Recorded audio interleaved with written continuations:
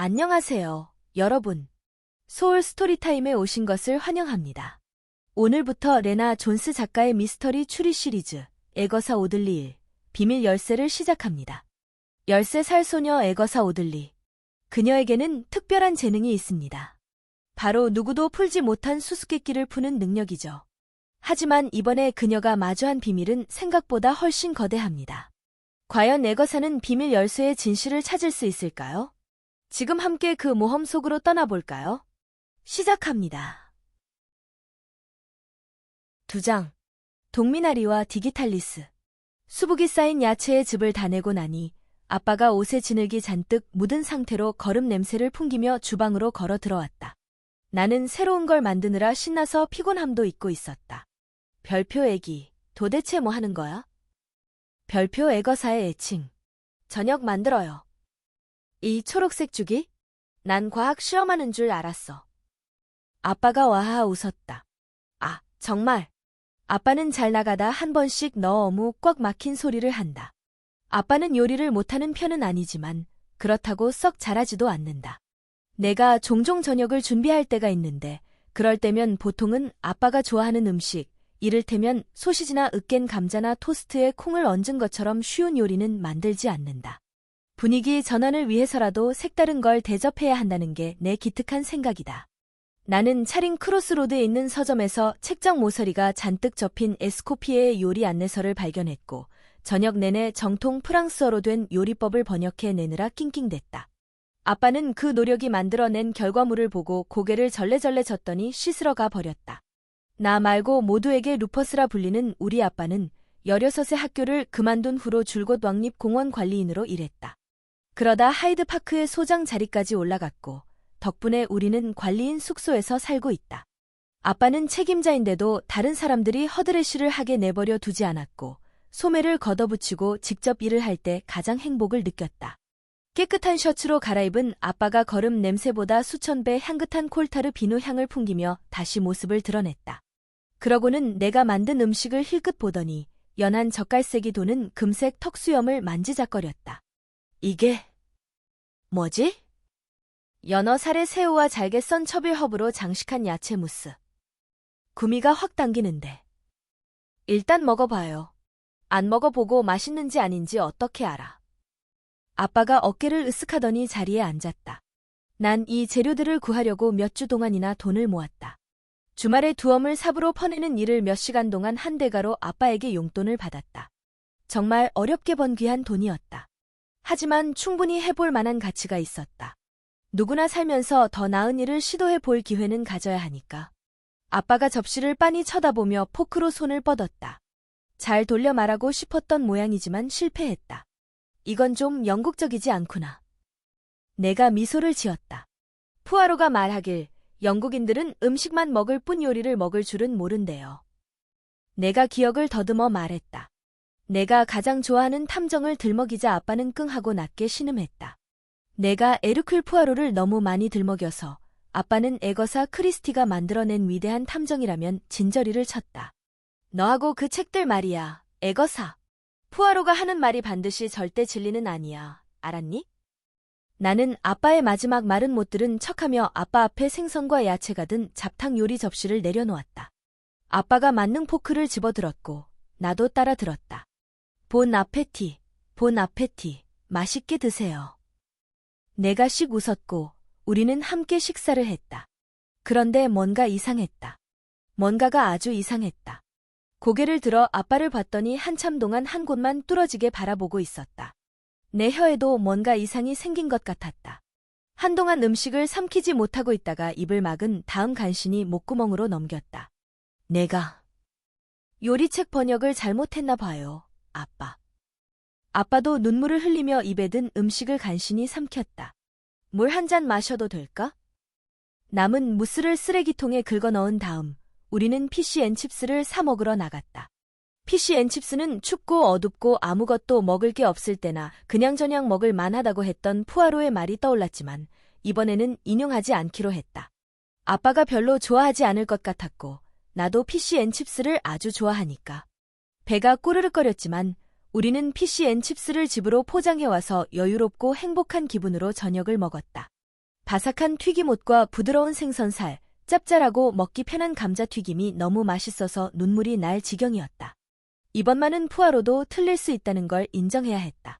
저녁을 먹는 동안 아빠는 내 하루가 어땠는지 물었지만 학교에서의 일은 말하고 싶지 않았다. CC 멤버 이야기도, 교장 선생님에게 불려갔던 이야기도, 화학 수업 중에 멍해진 이야기도 하지 않았다. 대신 아빠의 하루를 물어보았다. 올해 온실 난초는 잘 자라고 있어요? 그럭저럭. 아빠가 끙 앓는 소리를 냈다. 나는 지금 읽고 있던 책 생각이 났다. 아빠, 디기탈리스 키워요. 폭스글로브를 말하는 거라면 서펜타인 다리 옆에 물이 지어펴 있어. 아코니슨? 나는 아빠를 똑바로 쳐다보지 않고 감자튀김을 먹으며 물었다. 투구꽃? 너 라틴식 이름을 많이 알고 있구나. 응, 초원에는 덜어 있을걸. 내가 재배하지는 않겠지만. 어쨌든 벌들한테는 좋아. 그럼 별표 벨라도나는요? 별표 자주색 꽃이 피고 까만 열매가 열리는 독초. 벨라도나. 아빠는 내가 물었던 것들을 찬찬히 되짚고는 낯빛이 어두워졌다. 폭스글로브, 아코닛, 벨라도나. 에거사, 넌 독풀에만 관심이 있는 것 같은데? 얼굴이 살짝 달아올랐다. 들켰다. 우리가 이야기하는 동안에도 내 책가방에는 영국 섬에 있는 독풀들이 들어있었다. 그냥 궁금해서. 내가 숨을 깊이 들이쉬었다. 안다, 알아. 하지만 난 가끔 내가 걱정이 돼 병적인 것에 지나치게 관심을 가지는 것 같아서. 내가 현실 세계에서 살지 않는 것 같아 난 너무 걱정돼. 휴, 이런 이야기가 처음은 아니었다. 아빠는 현실 세계가 마치 내가 가 보지 못한 장소라도 되는 양 말한다. 아빠는 내가 폭력과 살인이 난무하는 책에만 관심 있어 하는 몽상가라며 걱정한다. 물론 아빠 말이 맞다. 내가 설거지 할게요. 얼른 주제를 바꾸려고 내가 말했다. 그러고는 대참사 요리에 사용했던 채와 냄비와 셀 수 없이 많은 그릇을 훑어보았다. 말을 잘못했군. 내 차례니 내가 할게, 에거사. 넌 일찍 자 피곤해 보인다. 고마워요. 나는 비누와 잘 다려진 셔츠 냄새가 나는 아빠를 꼭 껴안고는 계단을 뛰어올라 자러 갔다. 관리인 숙소로 처음 이사 오자마자 나는 다락방을 내 방으로 골랐다. 엄마는 그곳이 위치가 높아 밖을 볼 수 있어서 내 방으로 딱 좋다고 말했었다. 마치 선박 위에 있는 까마귀 둥지처럼. 그때 나는 6살이었고 아직 엄마가 살아 있었다. 그 전에 우리는 노스런던에 있는 작은 아파트에서 복닥거리며 살았고 아빠는 매일 하이드파크까지 자전거를 타고 다녔다. 내가 태어났을 때 아빠는 수습 정원사로 일을 배우고 있었다. 그 작은 아파트에는 항상 푸른 식물들이 가득했다. 창턱에는 토마토가, 욕실 샤워 젤병과 샴푸 사이에는 난초가. 다락은 천장이 비스듬하고 침대 바로 위에 채광창이 있어서 날이 맑으면 밤의 별이 보인다. 가끔 나는 유리에 대고 흰색 펜으로 큰 곰자리, 오리온, 플레이아데스 성단 등을 그려놓고 밤마다 조금씩 자리를 바꾸는 별들을 지켜본다. 마룻바닥에는 추운 아침에도 발을 따뜻하게 해줄 화려한 깔개가 깔려 있다.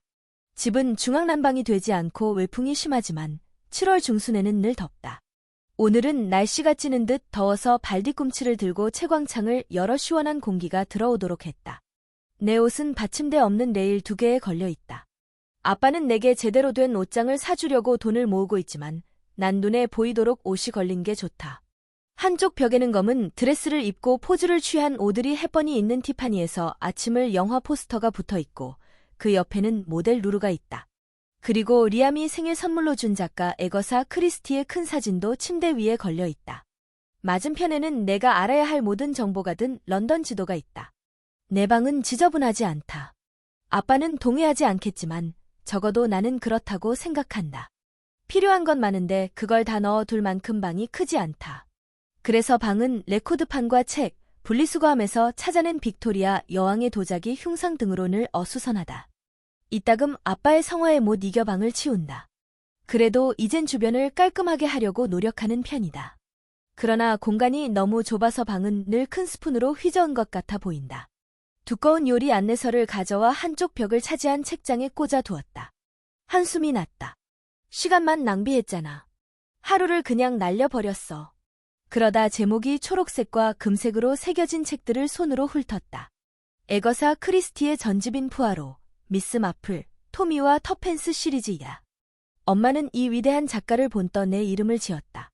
수수께끼 푸는 걸 좋아하는 내게 엄마는 그 책들을 읽히면서 단어나 숫자 퍼즐만 풀 게 아니라 진짜 사건을 생각해야 한다고 말했다. 그게 무슨 말이냐고 물었을 때 엄마는 이렇게 말했다. 세상 사람 모두가 수수께끼거든, 애거사. 거리에 있는 사람 모두 자신만의 얘기가 있고 그들이 그런 모습일 수밖에 없는 이유와 비밀이 있는 거란다. 그런 것들이 진짜 중요한 수수께끼지. 엄마가 더 이상 여기 없다는 생각에 뜨거운 눈물이 솟구쳤다. 오늘 나 교장 선생님한테 불려갔었어. 그래도 큰일은 없었어. 그냥 경고만 하고 보내주셨어. 나는 옷을 챙기며 큰 소리로 계속 이야기했다. 가끔씩 내가 하는 행동이다. 내 하루를 엄마에게 들려주는. 교복을 벗어 옷걸이에 걸고 빨간 베레모를 상자에 넣은 다음 잠옷으로 갈아입었다. 내일은 뭘 입지?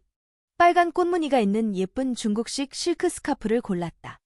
나는 엄마가 입던 옷과 내가 바자회나 중고품 가게에서 고른 옷들을 섞어 입기를 좋아한다. 그래도 어떤 옷은 너무 아까워서 집 밖에는 입고 나가지 않는다.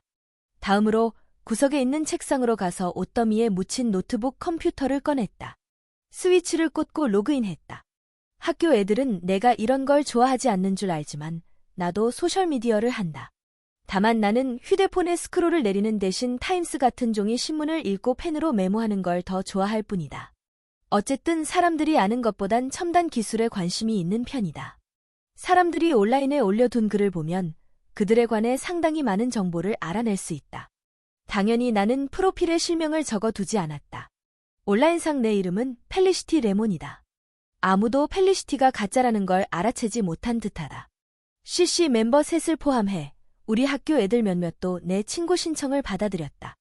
걔네들은 펠리시티 레몬이 에르큘 푸아로의 비서 이름이라는 것, 내 프로필에 올린 사진이 프랑스 가수 프랑스와즈 아르디의 1960년대 스냅 사진이란 걸 전혀 눈치채지 못했다. 펠리시티의 피드를 내렸다.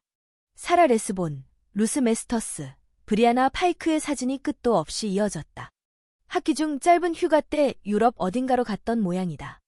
일광욕 의자에 앉아 포즈를 취하거나 호텔 수영장에 발을 담근 채 까딱거리거나 샴푸 광고처럼 머리를 날리며 뱃머리에 앉은 사진이 보였다.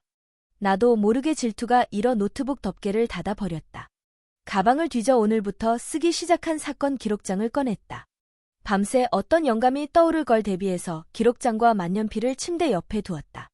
아주 작은 것도 사건 해결의 실마리가 될 수 있기에 훌륭한 탐정이라면 누구나 이런 식으로 모든 것을 기록해둔다. 내 공책은 대개 표지가 검은색이지만 빨간 것도 몇 개 있는데 그건 엄마와 관련 있는 것이다. 모두 22권이다. 나는 그것들을 책꽂이 맨 위 칸에 잘 꽂아 두었다. 내 공책에는 엄마가 머리를 자르던 장소부터 동네 주말농장에서 엄마가 누구와 잘 어울렸는지까지 빠짐없이 상세하게 적혀 있다. 단 하나도 잊어버리고 싶지 않았다. 침대 옆 테이블에 놓인 액자 속 엄마 사진을 쳐다보았다. 엄마는 자전거에 올라탄 채 균형을 잡느라 발 하나를 땅에 대고서 슬며시 웃고 있었다. 큰 선글라스와 크레이프 스커트, 책 넓은 모자 차림이었다. 자전거 뒷바퀴 위에는 책 한 무더기가 끈으로 묶여 있었다. 경찰은 그날 엄마가 자전거에서 균형을 잃은 이유가 바로 책 때문이라고 말했지만 엄마는 늘 그 정도의 책을 싣고 다녔다. 난 엄마가 사고를 당한 진짜 이유가 따로 있다고 믿는다. 엄마가 죽은 직접적인 원인은 그게 아니라는 말이다. 틀림없이 뭔가 다른 이유가 있을 것이다. 나는 침대로 기어들어가 이불을 끌어당긴 뒤 마지막으로 한 번 더 사진을 보았다. 목에서 뜨거운 무언가가 울컥 솟아올랐다. 잘 자, 엄마. 그러고는 스탠드 불을 껐다. 자, 여러분. 오늘은 레나 존스의 에거사 오들리 일, 비밀 열쇠 2장까지 함께 들으셨습니다. 에거사의 추리가 점점 더 흥미진진해지고 있네요. 과연 다음 챕터에서는 어떤 새로운 단서가 등장할까요? 다음 이야기에서 만나요. 편안한 밤 되세요. 안녕.